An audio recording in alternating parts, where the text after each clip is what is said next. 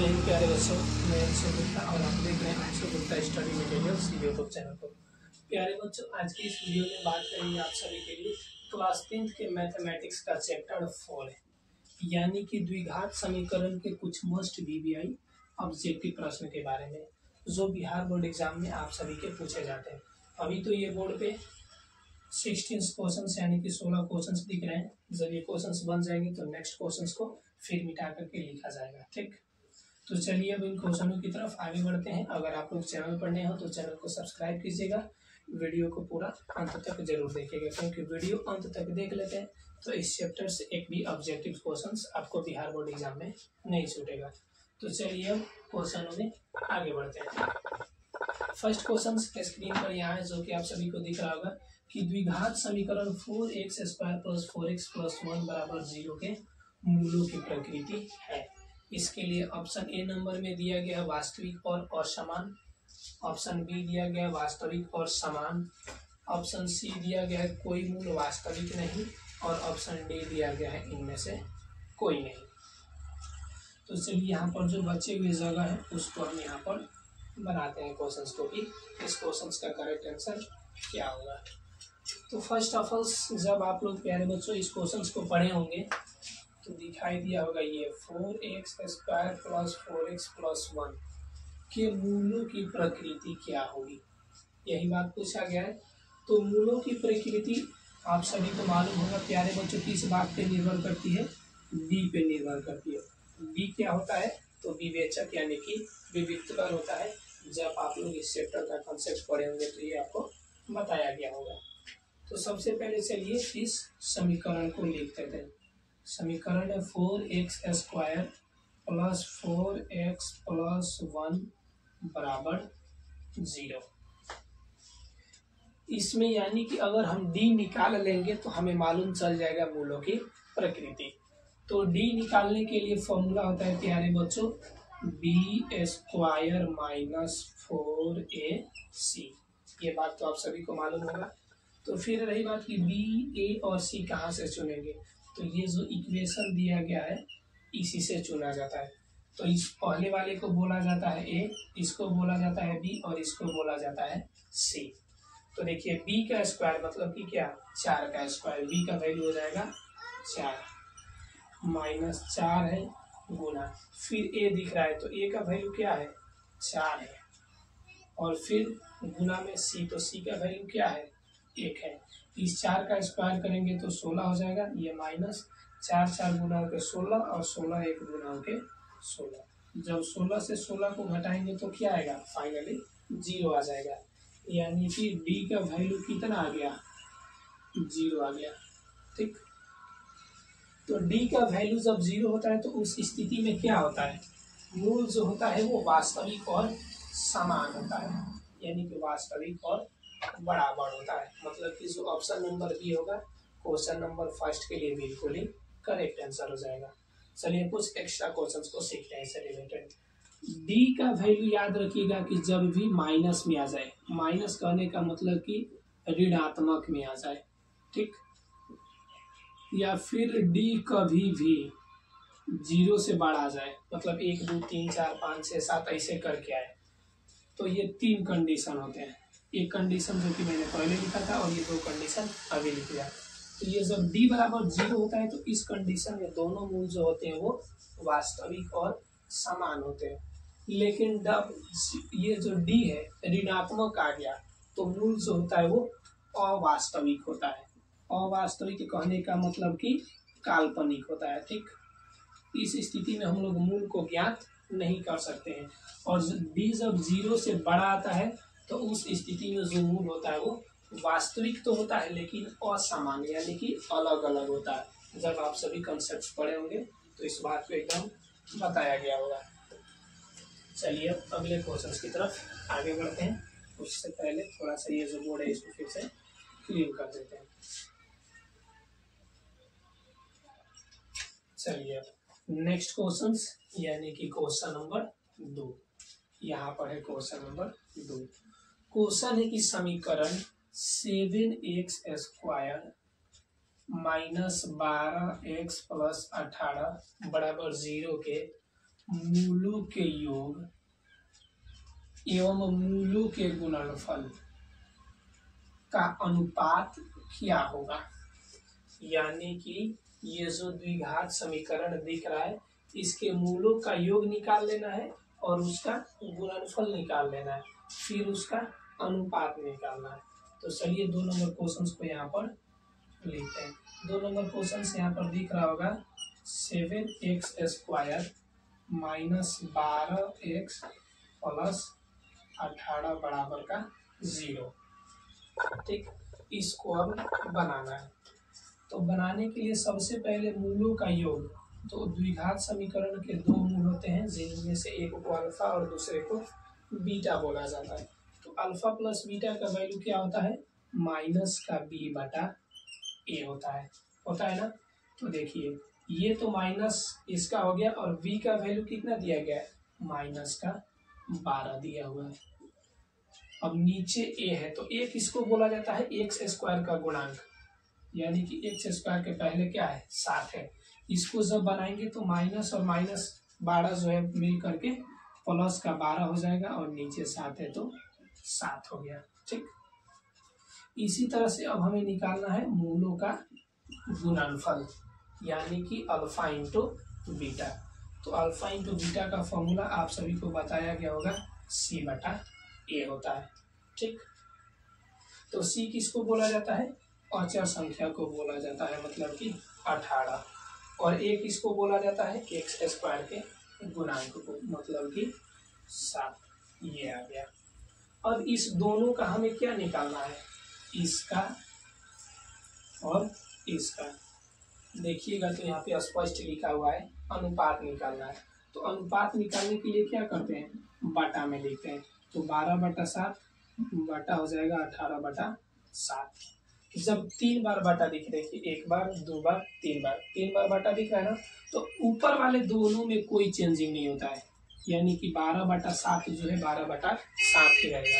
लेकिन गुना के चिन्ह दे करके इस नीचे वाले को पलट दिया जाता है। तो 7 नीचे है तो ऊपर चला जाएगा, 18 ऊपर है तो 18 नीचे आ जाएगा। इस 7 से इस 7 को कैंसिल आउट कर देंगे और ये जो 12 है ये कट जाएगा 3 से, 3 चौके 12 और ये 3 छके 18। ठीक, फिर इसको 2 से कटा देंगे तो 2 दूना के 4 और 2 तिहाई 6, यानी कि आ गया 2/3। अब 2/3 आया तो इसको हम अनुपात में लिख सकते हैं 2/3, जो कि आप सभी को ऑप्शन नंबर जो डी है इसके लिए बिल्कुल ही करेक्ट आंसर हो जाएगा, 2/3। इतना करके बनाने में तो थोड़ा समय लगा। चलिए इसको शॉर्ट ट्रिक सीखते हैं, क्योंकि ऑब्जेक्टिव्स का मतलब क्या हुआ कि जितना जल्दी हो आप कैसे भी बनाए उससे मतलब नहीं है, बस जो हमारा आंसर है वो क्या आना चाहिए, करेक्ट आ जाना चाहिए। जैसे भी बनाओ प्रोसेस से मतलब नहीं है, हमें क्या चीज से मतलब है, ऑब्जेक्टिव में केवल आंसर से मतलब है। ठीक, तो चलिए डायरेक्ट यहाँ से देखिए योग का और गुणनफल का अनुपात। तो योग का फॉर्मूला क्या होता है, माइनस बी बटा ए, और गुणनफल का अनुपात क्या होता है, सी बटा ए। इस ए से ये ए कट गया तो बच गया माइनस का बी बटा सी। ठीक, तो माइनस तो ये फॉर्मूला का हो गया, बी का वैल्यू देखिएगा तो यहाँ पर 12 है और सी का वैल्यू देखिएगा तो 18 है। ठीक, और ये फॉर्मूला का एक माइनस मिलकर इसको प्लस बना देगा। तो इस अब देखिए इस दोनों को कटाइए 6 से, तो 6 दूना के 12 और 6 त्रिके 18, देखिए 2/3 यानी कि 2/3। तो ये फास्ट मेथड है। ठीक, इसको देख के आप जल्दी बनाना सीख सकते हैं। इसलिए ऑब्जेक्टिव में आप लोग याद रखिएगा कि सबसे ज्यादा अगर किसी का वैल्यू है तो ऑब्जेक्टिव में आप सभी के स्पीड का वैल्यू है कि आप कितना स्पीड क्वेश्चंस को बनाते हैं। तो इसको स्क्रीनशॉट ले लीजिए क्योंकि अच्छा बात मैंने बताया है।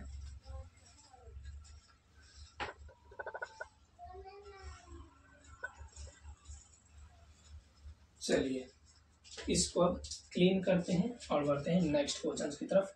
अगर वीडियो पसंद आ रहा हो तो वीडियो को लाइक जरूर कीजिए।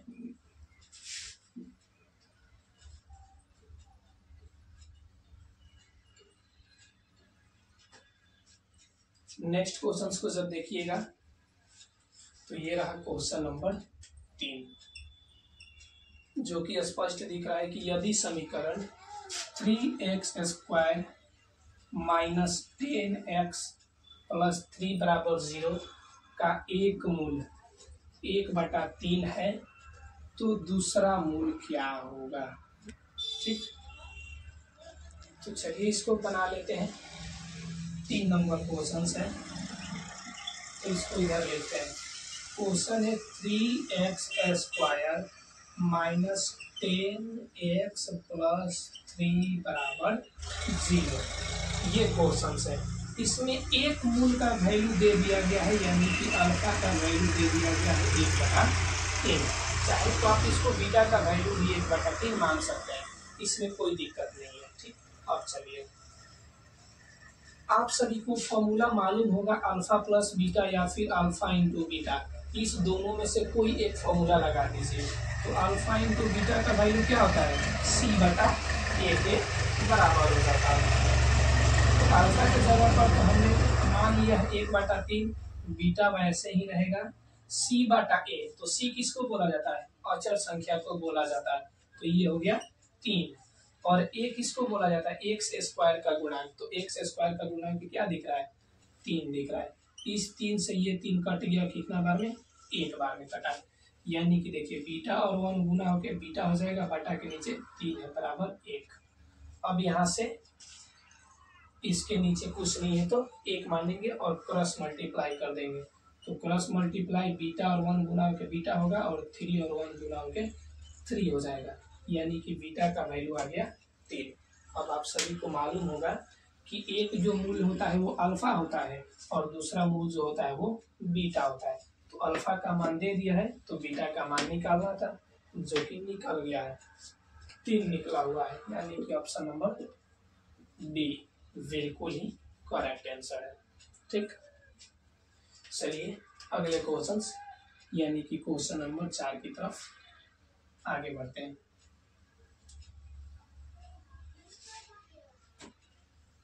तो क्वेश्चन नंबर 4 को चलिए पढ़ते हैं, यानी कि इस क्वेश्चन को हमें बनाना है।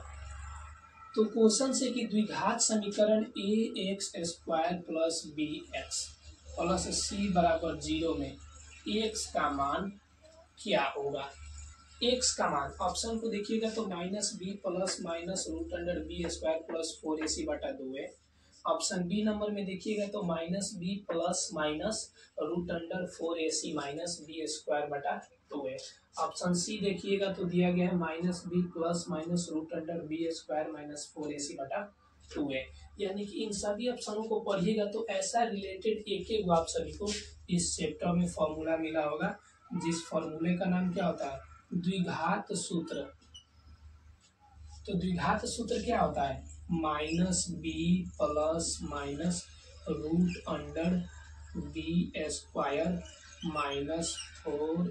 - 4ac/2a।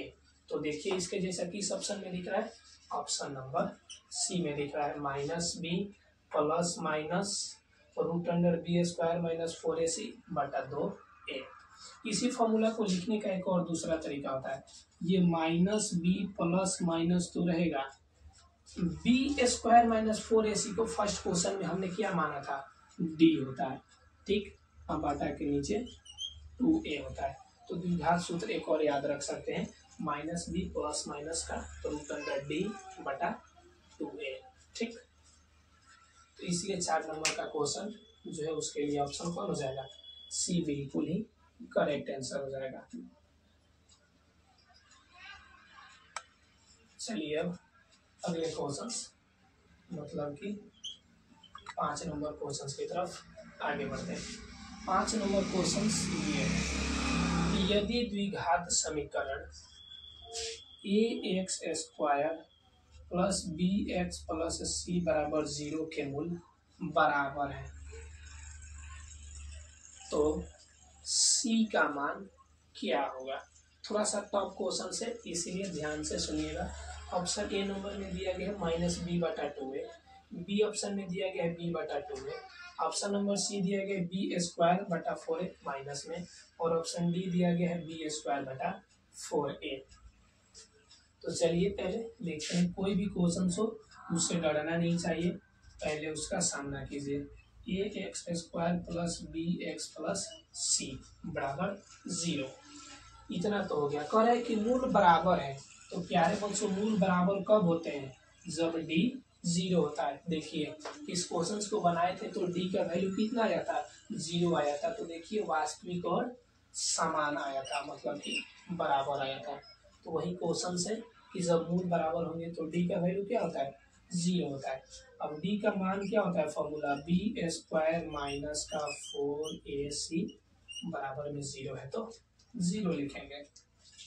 जब इधर से बी स्क्वायर बराबर करेंगे तो ये 4ac जाके उधर प्लस में लगेगा ना, क्योंकि माइनस में 4ac है, बराबर के उस साइड गया तो प्लस का 4ac हो गया। ठीक, अब हमें निकालना किसका मान है? केवल c का वैल्यू निकालना है। c का वैल्यू निकालना है मतलब कि c को अलग करना पड़ेगा। x का वैल्यू निकालते हैं तो x को अलग करते हैं, तो c का वैल्यू निकालना है तो c को अलग करना है। तो c को अलग करने के लिए क्या करेंगे? 4a को कैसे भी करके हटाना पड़ेगा। तो 4a कब हटेगा? B square. ये 4ac गुना के साथ है, तो वहां से 4a को कहाँ पर लाएंगे? हम बटा के नीचे लाएंगे, मतलब भाग में लाएंगे। अब देखिए c जो है यहाँ से अलग हो चुका है। c अलग हो गया है, मतलब कि c का मान कितना आया? बी स्क्वायर बटा 4a आया हुआ है, जो कि ऑप्शन डी में आप सभी के सामने एकदम उछल रहा है कि हम डी सही है। तो मान लीजिए डी पे सही हो गया। चलिए, वीडियो पसंद आ रहा हो तो वीडियो को लाइक कीजिएगा। ठीक, ज़्यादा कुछ नहीं चाहिए। आप लोगों को अगर बिहार बोर्ड एग्जाम में बेहतर रिजल्ट चाहिए तो इस वीडियो को ज़्यादा से ज़्यादा मात्रा में शेयर कीजिए। इस चैनल से जुड़े रहिए, क्योंकि ये चैनल है जो इस पे हमेशा रियल कंटेंट्स मिलता है, जिससे कि आप बोर्ड एग्जाम में पकड़ बना सके अपने क्वेश्चनों पे। ठीक, तो चलिए नेक्स्ट क्वेश्चंस, यानी कि इस क्वेश्चंस को पढ़ते हैं। क्वेश्चन नंबर 6 कि द्विघात समीकरण 4y square plus 4y plus 1 बराबर 0 के मूलों का गुणनफल होगा। मूलों का गुणनफल का मतलब कि अल्फा इंटू बीटा। क्यों?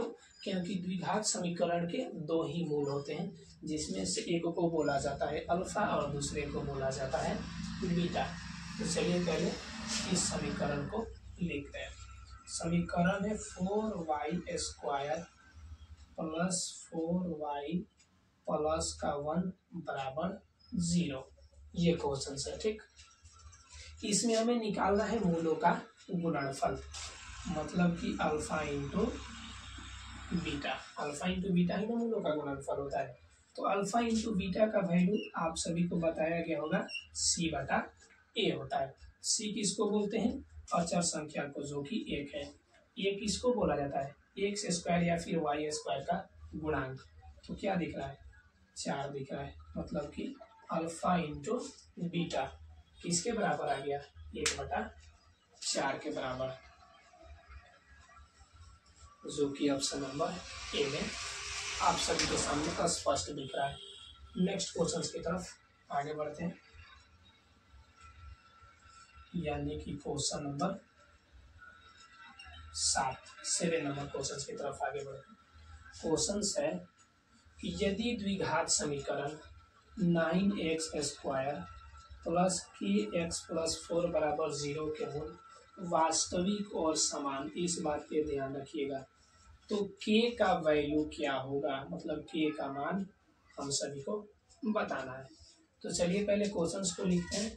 क्वेश्चन से 9x square plus 6kx plus 4 बराबर में 0, ये क्वेश्चन है।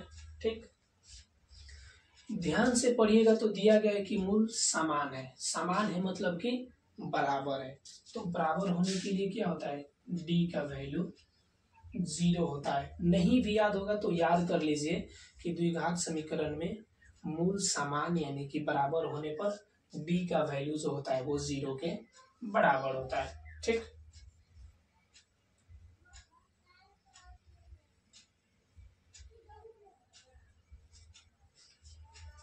चलिए थोड़ा सा इशू आया है आवाज में, इसको ठीक करते हैं।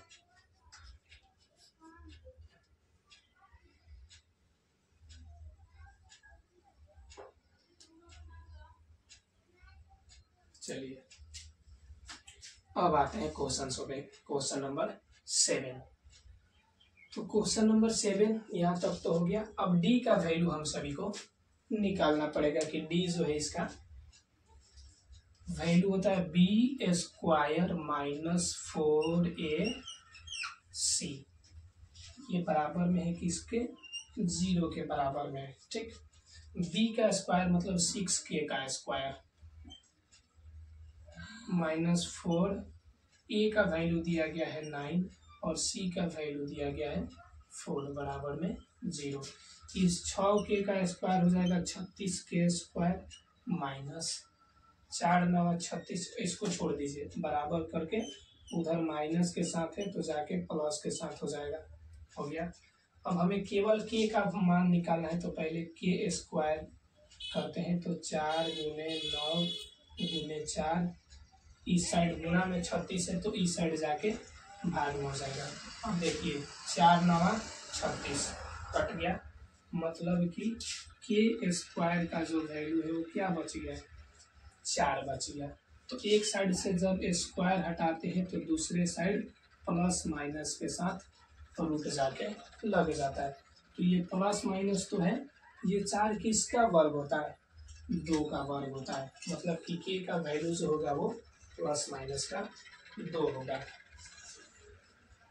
ठीक, जो कि ऑप्शन नंबर सी में दिख रहा है, 2 या फिर -2। चलिए इसको थोड़ा सा स्क्रीनशॉट लीजिए और मैं अपने वीडियो को थोड़ा देखते हैं, इसमें कुछ इशू आया हुआ है। चलिए उम्मीद है कि आप सभी का जो है स्क्रीनशॉट ले लिए होंगे। अब नेक्स्ट क्वेश्चंस की तरफ आगे बढ़ते हैं।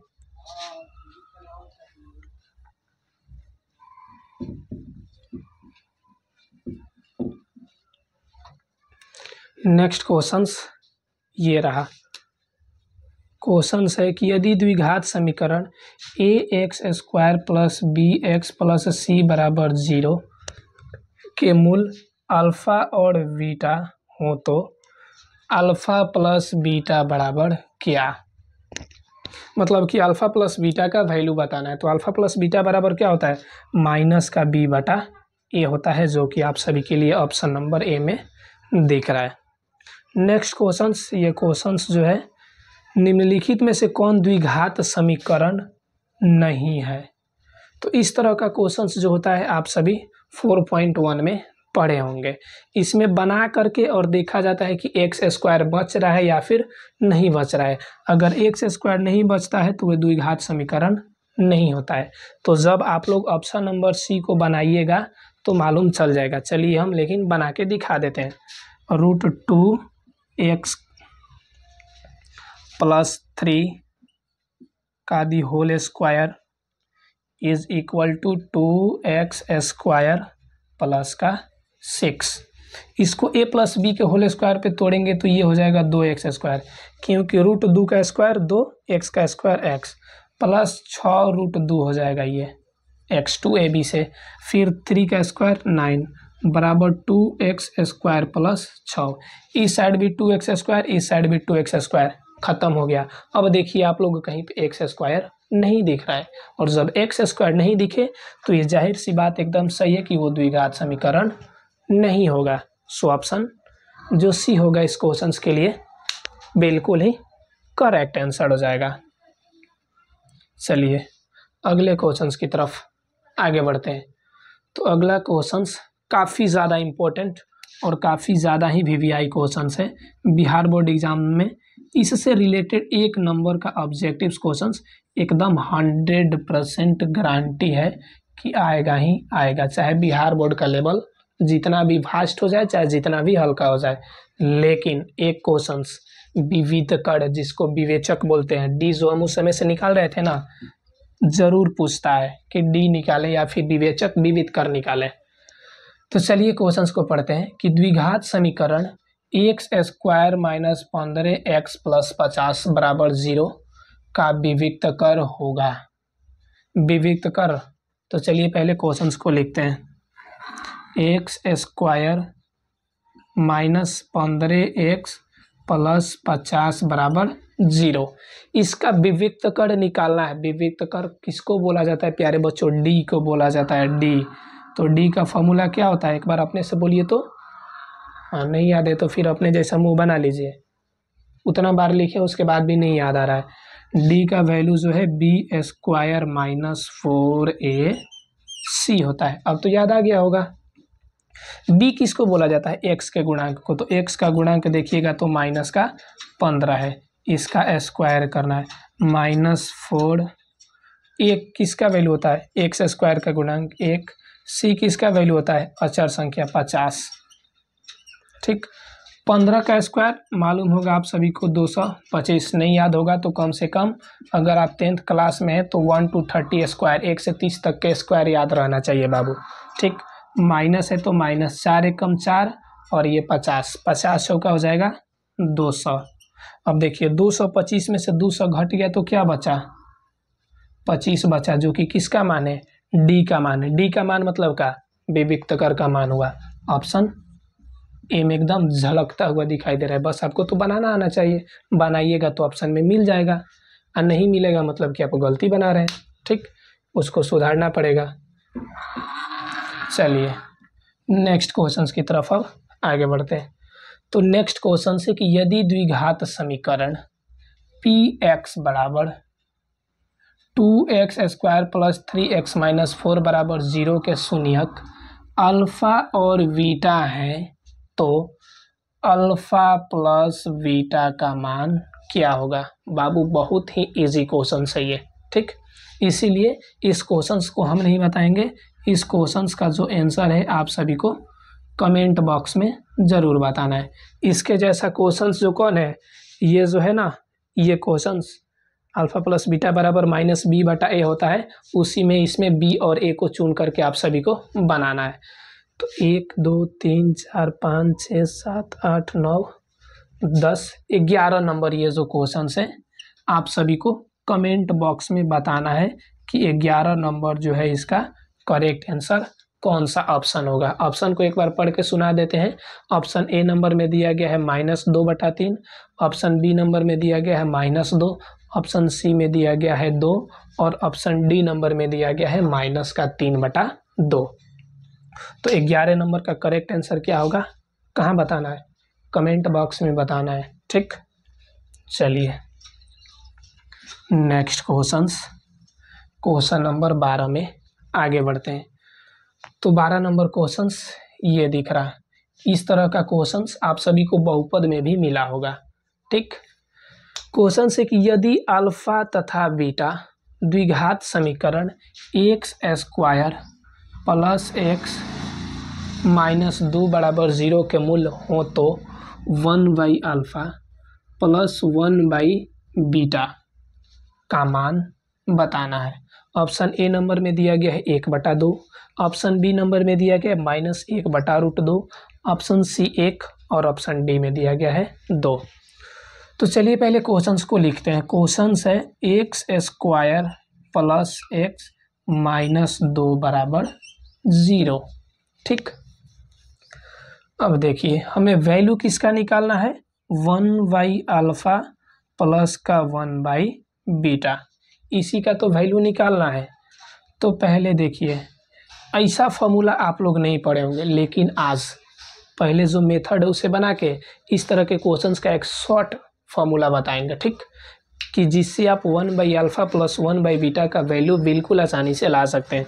उससे पहले चलिए पहले प्रोसेस को सीखते हैं। तो प्रोसेस क्या है, आप लोगों को तो इसका फॉर्मूला मालूम नहीं होगा।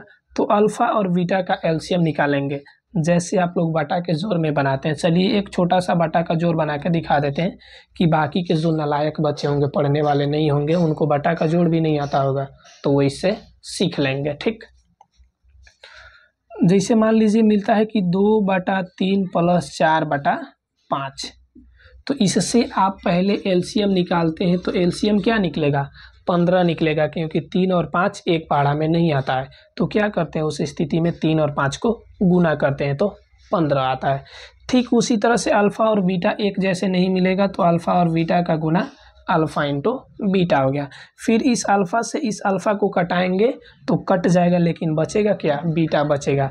बीटा और एक गुना होके बचेगा बीटा। फिर उसी तरह से इस बीटा को घटा देंगे तो बच जाएगा अल्फ़ा। अल्फ़ा और एक गुना होके हो जाएगा अल्फ़ा। अब देखिए अल्फ़ा प्लस बीटा या फिर बीटा प्लस अल्फ़ा दोनों सेम होता है, तो इसका फॉर्मूला होता है -b/a। और अल्फ़ा इंटू बीटा का फॉर्मूला आप सभी को मालूम होगा c/a होता है। इस a से इस a को कैंसिल आउट कीजिए तो ऊपर का बचेगा -b और नीचे का बचेगा c। तो यहाँ से एक फॉर्मूला आप लोग डायरेक्ट याद रख सकते हैं कि 1/अल्फ़ा प्लस 1/बीटा का डायरेक्ट एक एक्स्ट्रा फार्मूला -b/c। इस फॉर्मूले को अगर याद रखिएगा तो क्वेश्चन जो है वो स्पीड के साथ बनेगा। ठीक, वैसे आप लोग यहाँ पे -b और a, c और a का फॉर्मूला रख के कटाते तो बनता, लेकिन ये जो डायरेक्ट फॉर्मूला है ना, जल्दी बनाने के लिए, ठीक, क्योंकि अभी मैंने कुछ देर पहले बताया था कि ऑब्जेक्टिव मतलब क्या, स्पीड चाहिए। जितना स्पीड बना दीजिए, आंसर जो है ना, आंसर वो हमको करेक्ट चाहिए।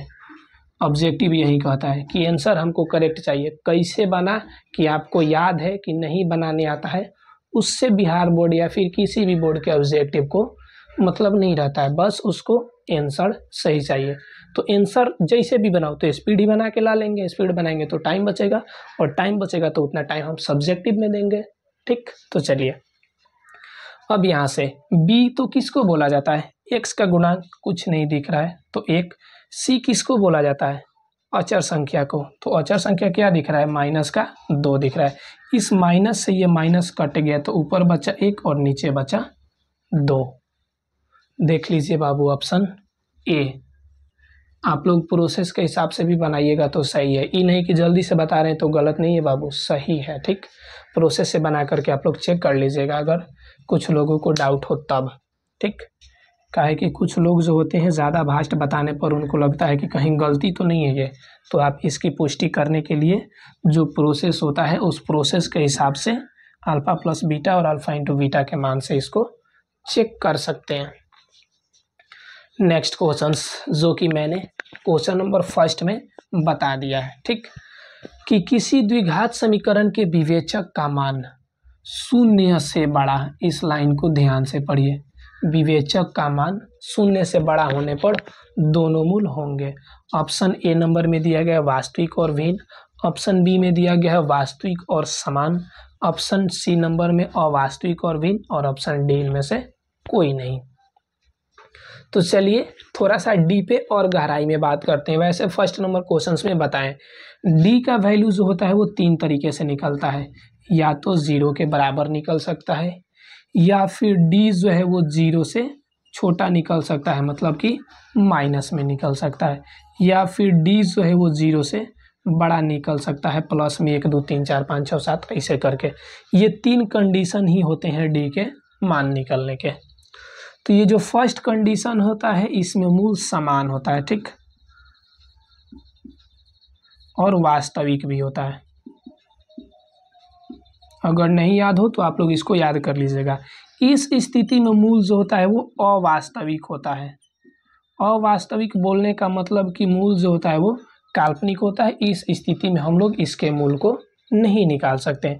जब डी 0 से बड़ा हो तो मूल जो होता है वो असमान होता है, ठीक, और वास्तविक होता है, मतलब कि निकाल सकते हैं, लेकिन जो दोनों मूल होगा क्या निकलेगा, असमान। असमान कहने का मतलब कि अलग अलग निकलेगा। तो क्वेश्चन में पढ़ के देखिए ना, कह रहा है कि 0 से बड़ा, तो यदि 0 से बड़ा है तो क्या लिखे, वास्तविक और असमान। तो देखिए कहाँ है, वास्तविक और भिन्न। भिन्न मतलब भिन्न, असमान, भिन्न का मतलब क्या, अलग अलग, और असमान का मतलब भी अलग अलग, जो ऑप्शन नंबर ए में दिख रहा है। ऑप्शन नंबर जो ए बिल्कुल ही करेक्ट आंसर है। चलिए अगले क्वेश्चंस की तरफ आगे बढ़ते हैं। तो अगला क्वेश्चंस ये रहा, विवेचक निकालना है। विवेचक पूछे या फिर विविधकर पूछे, दोनों नाम एक ही होता है। इसको शॉर्ट में कैपिटल डी से सूचित किया जाता है। काफ़ी ज़्यादा बार मैंने इसको बताया है। और इस द्विघात समीकरण में सबसे मेन है डी है। जैसे एगो गांव में या फिर एगो घर में सबसे प्रधान कोई होता है ना, जैसे घर में देखोगे तो पिताजी होते हैं, गांव में देखोगे तो वार्ड सरपंच ऐसे करके होते हैं। उसी तरह से ये जो द्विघात समीकरण क्वाड्रेटिक इक्वेशन है, सबका प्रधान है डी। सब खेल जो है डी पर ही घूमता है। ई गबड़ा गया तो दूसरा सब गबड़ा जाएगा, ठीक। इसीलिए डी को कभी भी काबू में रखो। काबू में कैसे रहेगा? सही तरीका से, सही फॉर्मूला से बनाएंगे तब। तो चलिए क्वेश्चंस को लिखते हैं। क्वेश्चन है कि द्विघात समीकरण 3x² - 2x + 1/3 के विवेचक का मान होगा। ऑप्शन ए नंबर में 0, बी ऑप्शन 1/2, ऑप्शन सी 1 और ऑप्शन डी नंबर में √3 दिया हुआ है। क्वेश्चंस को लिखते हैं। 3x² - 2x + 1/3 बराबर 0। विवेचक निकालना है, मतलब कि डी निकालना है। तो डी वाला फॉर्मूला होता है b² - 4ac। ये तो फॉर्मूला मालूम होगा। b किसको बोलते हैं? x के गुणांक को। -2 दिख रहा है, -4। a बोला जाता है x² का गुणांक यानी कि 3। c बोला जाता है अचर संख्या 1/3। अब देखिए इस 3 से ये 3 कट गया, खत्म। -2 का स्क्वायर होता है 4, माइनस है तो -4 और 1 गुना होकर होगा 4। इस 4 में से ये 4 जब घट जाएगा तो बचेगा 0। मतलब कि डी का वैल्यू क्या आ गया? 0 आ गया। ऑप्शन नंबर ए जो है बिल्कुल ही करेक्ट दिख रहा है। चलिए, उम्मीद है कि वीडियो अगर यहाँ तक आप लोग देखे होंगे तो एक भी क्वेश्चंस में डाउट नहीं होगा। और इस चैप्टर से टोटल ऐसा ही क्वेश्चंस आता है, इससे वास्ट क्वेश्चंस नहीं आ सकता है, क्योंकि वास्ट क्वेश्चंस को ऑलरेडी मैंने लिख दिया है। ये क्वेश्चंस थोड़ा सा टफ क्वेश्चंस है लेकिन बिल्कुल आसान है अगर आपको कंसेप्ट याद होगा तो। क्वेश्चन है कि x² - px + 4 बराबर 0 के मूल बराबर है। याद आ गया होगा। अब क्या करना है? तो p का वैल्यू होगा। क्वेश्चंस को लिखते हैं। x² - px + 4 बराबर 0। मूल क्या है? बराबर है। यहाँ पे आइए डायरेक्ट बैक। मूल बराबर हुए थे, d का वैल्यू रखे थे 0, तो d का वैल्यू होगा 0। d बोले तो b² - 4ac बराबर 0। b बोला जाता है x के गुणांक को, -p है तो -p का स्क्वायर -4। a है, a बोला जाता है x² का गुणांक कुछ नहीं है 1। c बोला जाता है अचर संख्या को 4 है, बराबर में है 0। इस p का स्क्वायर हो जाएगा p²। देखिए 4 एकम 4, 4 चौका 16, माइनस में उस साइड जाके प्लस में हो गया। एक साइड से जब स्क्वायर हटाएंगे तो दूसरे साइड क्या होगा? प्लस माइनस के साथ रूट चढ़ेगा। p² से p हुआ, मतलब कि स्क्वायर हटा। स्क्वायर हटा तो 16 पर जाके क्या चढ़ेगा? रूट चढ़ेगा प्लस माइनस के साथ। p तो हो गया, प्लस माइनस भी रहेगा। अब देखिए 16 किस चीज़ का वर्ग होता है प्यारे बच्चों? तो 4 का वर्ग होता है, मतलब कि प्लस माइनस का 4। ऑप्शन नंबर बी बिल्कुल करेक्ट दिख रहा है। चलिए अगला क्वेश्चंस जो कि क्लास 10th के लेवल से थोड़ा हट कर है, ठीक। लेकिन ये क्वेश्चंस शायद आप सभी के बिहार बोर्ड एग्जाम में नहीं पूछा हुआ नहीं है, लेकिन इसकी पूछने की संभावना है, तभी जाकर कि ये ऑब्जेक्टिव्स के बुक में दिया गया है। क्वेश्चन है कि निम्नलिखित समुच्चयों में किसमें द्विघात समीकरण x² - 5 बराबर 0 के मूल हैं, ठीक। यहाँ पर एक शब्द जब आप लोग पढ़े होंगे तो दिया गया है समुच्चय।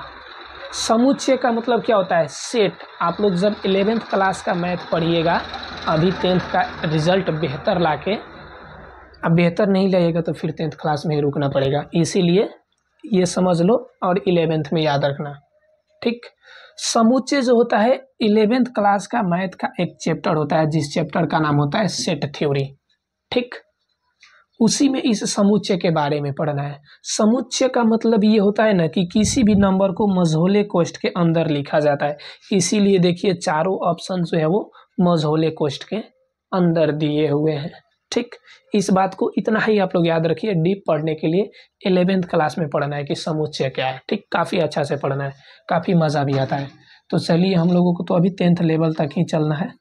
क्वेश्चन है x square minus 5 is equal to 0। X square को इधर रखेंगे तो 5 माइनस में तो उस साइड जाके प्लस में हो गया। अभी अभी इस क्वेश्चन में स्क्वायर हटाए थे तो दूसरे साइड प्लस माइनस के साथ रूट लग जाएगा। ठीक, अब प्लस माइनस के साथ रूट लगा यानी कि प्लस का रूट 5 हो गया और माइनस का रूट 5 हो गया, ये दो को मिल गए। ठीक, ये दोनों को जब आप देखिएगा तो इस 5 का वर्गमूल नहीं निकल पाएगा। तो नहीं निकल पाएगा मतलब कि वो कौन सा संख्या हो जाएगा? अपरिमेय संख्या। आप लोगों को मालूम होगा जब फर्स्ट चैप्टर पढ़े होंगे तो रूट वाली जब संख्या का वर्गमूल नहीं निकलता है तो उसको अपरिमेय संख्या बोलते हैं। जैसे √3, √6, √7।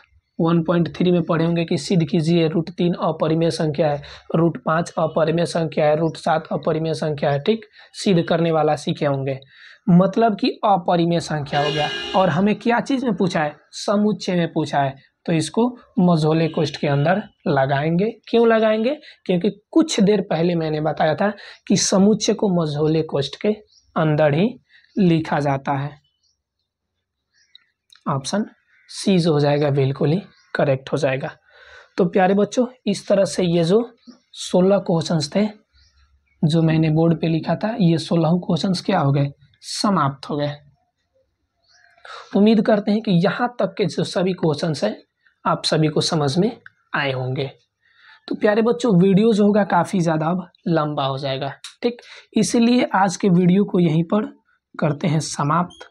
मिलेंगे नेक्स्ट वीडियो में, तब तक के लिए बाय, जय हिंद, बेस्ट ऑफ लक। इसी चैप्टर्स का जो छूटा हुआ ऑब्जेक्टिव है पार्ट 2 में आएगा। अगर आप लोग इससे पीछे का चैप्टर मतलब चैप्टर 1, चैप्टर 2 और चैप्टर 3 वास्तविक संख्या, बहुपद, दो चर वाले रैखिक समीकरण का ऑब्जेक्टिव्स क्वेश्चंस नहीं देखे हैं तो जा करके प्लेलिस्ट में देख लीजिए। मैथमेटिक्स क्लास 10th ऑब्जेक्टिव से प्लेलिस्ट बना होगा। तो चलिए, वीडियो पसंद आया होगा प्यारे बच्चों तो वीडियो को लाइक कीजिएगा, वीडियो को ज़्यादा से ज़्यादा मात्रा में शेयर कीजिएगा। और एक ख़ास बात कि अगर आप बिहार बोर्ड एग्ज़ाम 2025 में शामिल होने वाले हैं तो डेली 8 PM 8 बजे डेली लाइव क्लास होता है। उस लाइव क्लास में हिंदी, संस्कृत, SST मतलब कि आपका ऑल सब्जेक्ट्स का line by line objectives questions होता है, जिसमें अभी हिंदी का लाइव क्लास चल रहा है। अगर आप सभी जुड़ना चाहते हैं तो डेली 8 PM 8 बजे रात को आप सभी जुड़ सकते हैं। मिलेंगे नेक्स्ट वीडियो में। वीडियो पसंद आया होगा तो लाइक ज़रूर कीजिएगा।